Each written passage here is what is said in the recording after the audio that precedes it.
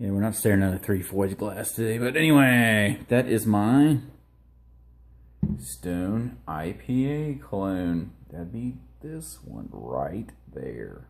So, got my Ruin 10, which is actually my ESB, my Mad Tree Psychopathy. Tap handles my my gnarly brown clone that I've got, and I tweaked the shit out of it. You'll see later on in the clips I added some chocolate, some cocoa nibs, and some Belgian candy sugar to it, and it is fantastic. But anyway, loving that beer, but it is 8%, so can't love it too much. But let's see. Today I got in the mail this little sucker without the fittings on it. I just threw the fittings on there, but I got that for $10.96 shipped. That is a 12-volt solar pump, food grade. So, and I had this thing laying around, and that's a 12-volt power source. You can see that's male. This comes with a female, so I'm good to go. I need to put this on my valve on my small 5-gallon pot. Then I'm going to use that to recirculate wort while I mash with my RIMS controller and my heating element. So one thing I'll have to do is try to figure out how I'm going to cool everything down. But I had these. I used 2 of these on my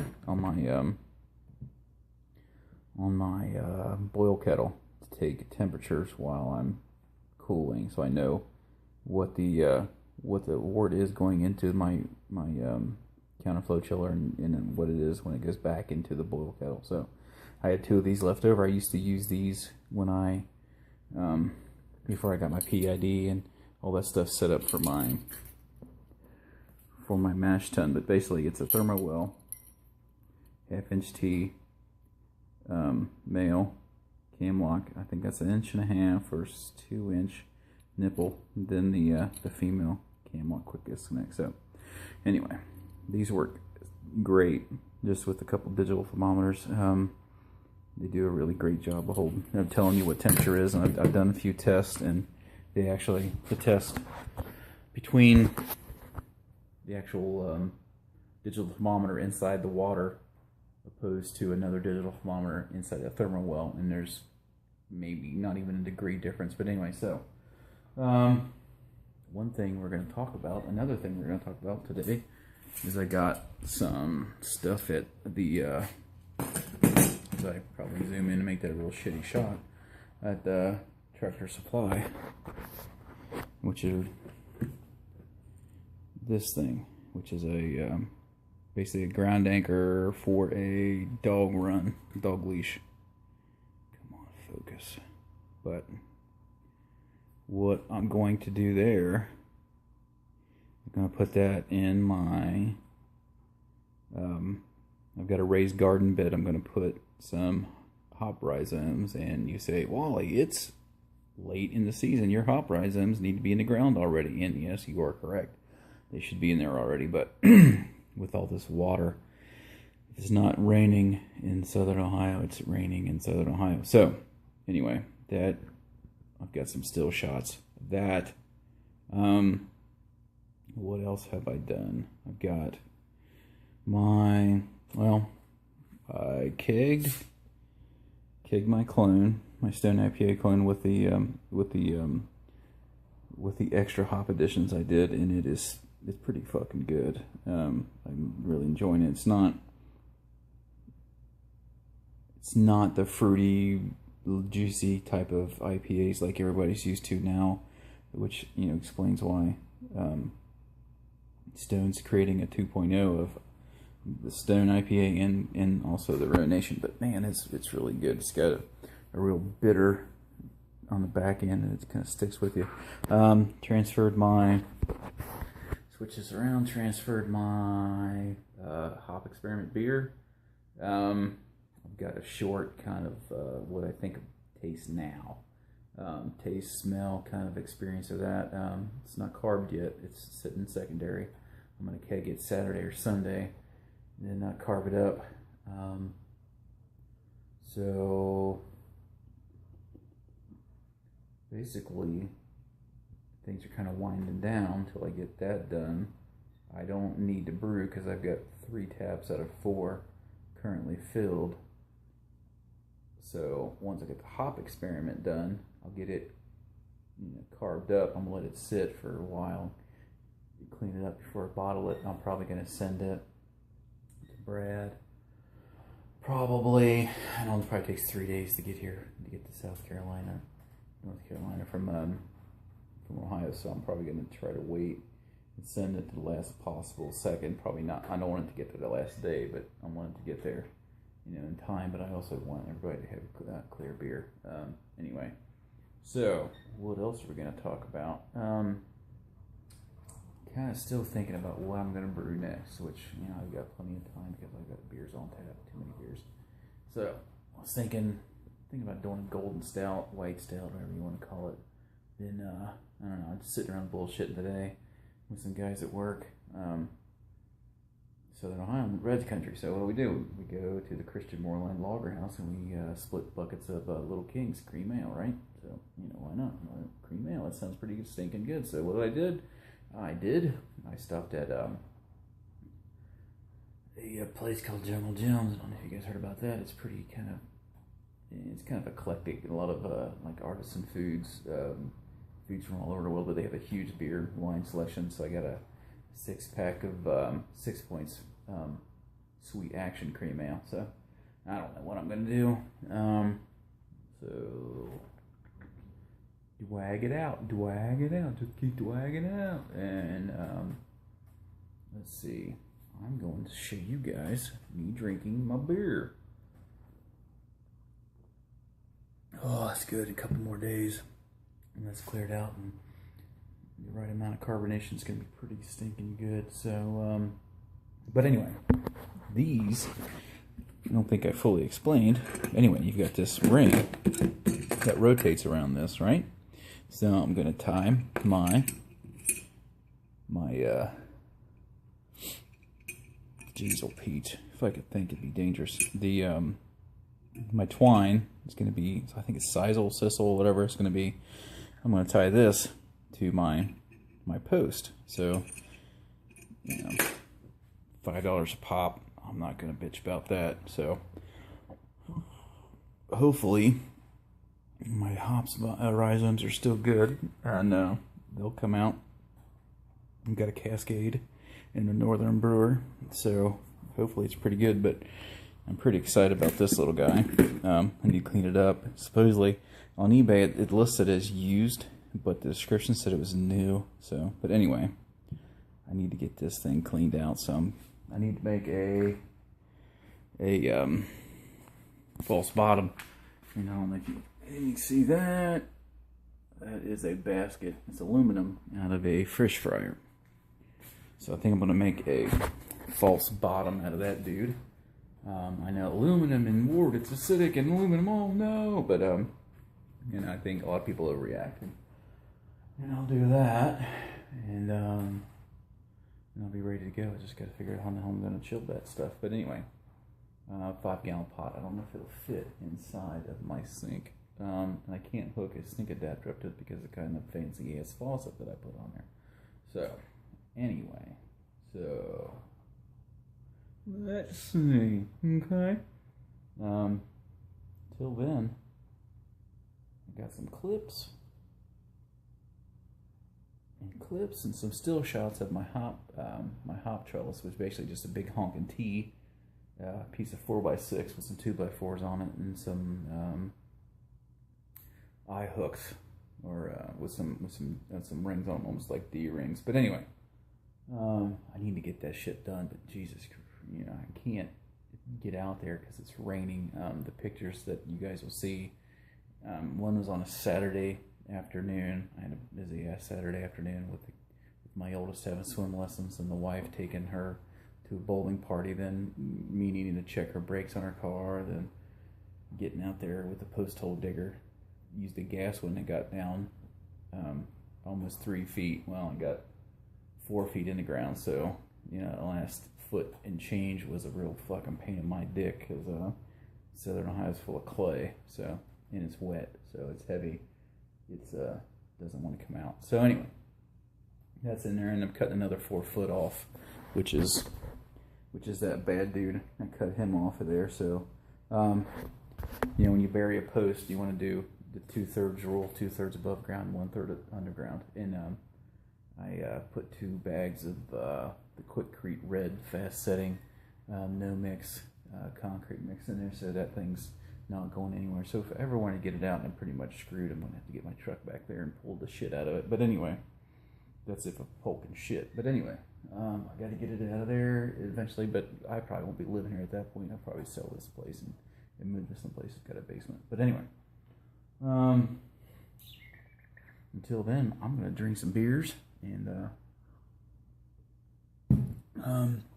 you guys homebrew up, drink some beers, whatever. But see you guys next Wednesday, or Wednesday, depending on where you're from. See you guys. Cheers.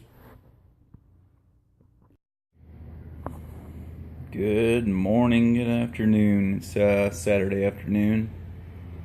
I'm getting ready to move some beers today. I'm going to keg my my Stone IPA cologne, pseudo Stone IPA cologne. Then I'm going to take and I got my hop experiment beer. I'm going to take these hops right there, and they're going to go into dry hop. So I'm going to do that. I'll take a gravity sample of the experiment beer, keg that beer. One thing I'm going to be working on, I've got a hop rhizome cascade, and I've got a Northern Brewer hop rhizome, so I need to get these in the ground. It's just so shitty out in my yard. See, I cut grass today, and that's sort of, you see the dandelion field there. I call it my backyard. But anyway, I couldn't get to the couldn't get in there. It's too wet. So anyway, I'll go ahead and do this. I'll talk about that. That is my brown, my gnarly brown clone that I tweaked the shit out of. I have a pound of Belgian candy sugar in it. Let's see, cocoa nibs and dark baker's chocolate at flame out. So yeah, I kegged it last week, and I had some, I think Monday night, Tuesday, and it was okay. I mean, it was good, it wasn't bad, but I was kind of disappointed in the chocolate flavor. But as it's kind of aged and got clarified and got some more dregs out of it, it's really starting to taste really good. It's pretty good. I'm pretty proud of it. It's pretty good stuff. Not quite fully carbed, but it's a couple days away. I do force carb, but I tend to shake it, but I usually don't shake it enough, which is fine because I'd rather creep on it than over carb. But anyway, I'm going to get to work, and I'll take some video later. You can still see I've got a lot of yeast floating around, and this is 4 weeks now. 4 weeks in primary. It will be 4 weeks at the actually tomorrow. But anyway, yeah. But the color is good. It's pretty clear considering how many ounces of hops are in there. But anyway, I've got 2 ounces of dry hops, but it actually looks like it's pretty good now. We'll see what happens next weekend when I keg the hop experiment, because that's going to have 3 ounces in dry hop. But anyway, I forgot to mention that this beer smells awesome. It smells good. So I don't have a list of my dry hops. I think they're Cascade and so Magnum maybe. I don't know. I have to look it up and get back with you. But anyway, I just thought I'd put that out there. It smells good. Last week I made a statement about, or 2 weeks ago, when I brewed this and I had a blowout, you know, you put a blow off tube in there. So it's not really so much active fermentation, but more of an issue of quantity of. So you can see just how everything was. You can see there's not a whole lot of headspace in there, and this thing smells kind of dank. It's kind of hard to smell, but one thing before I start transferring and get my gravity sample, when I first opened up the container, I kind of smelled, to me it smelled like Simcoe, but anyway, you know, whatever that's worth. But I'm gonna go ahead and get the gravity sample and come back. Alright, as soon as this thing stops spinning, we're gonna get a sample. And it looks like mine actually kind of finished 10, let's see, 10, 12, 10, 13. So not quite as low as some of the other guys, but right about where Beersmith kind of figured it would go. So that's right at about 10, 12, 10, 13. So anyway, it's 1072 down to 1013. So I've still got a pretty decent beer. So I'm gonna get a nose on it. Which I've already said it smells good. But anyway,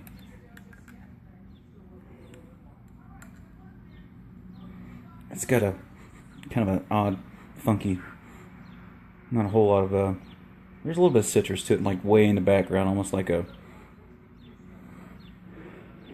I wouldn't say pineapple, but almost like mango. But it's got a definitely like a tropical kind of citrus note. But it's really far in the background. Let's get a taste.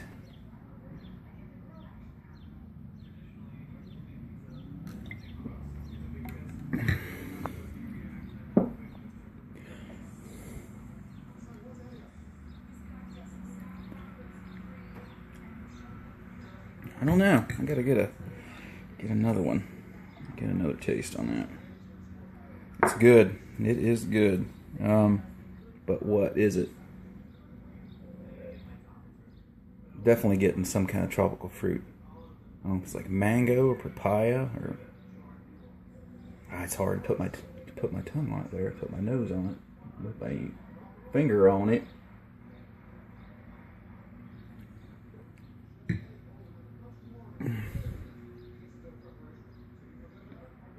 It's definitely juicy.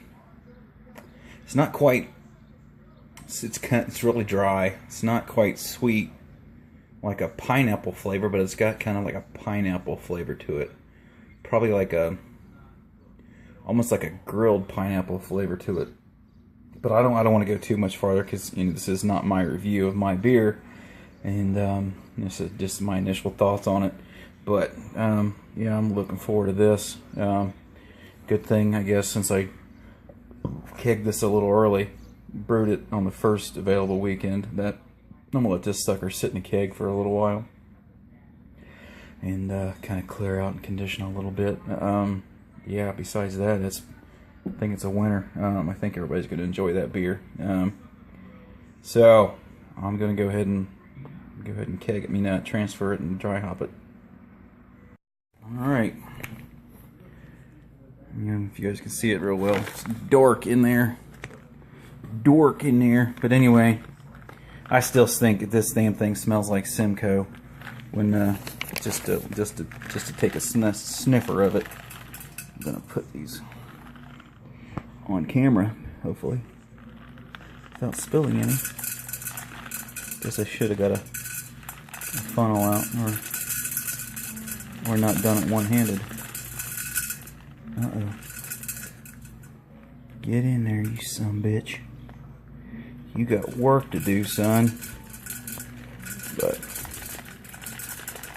here we go. There's not quite 3 ounces left over, but it's just a hair under.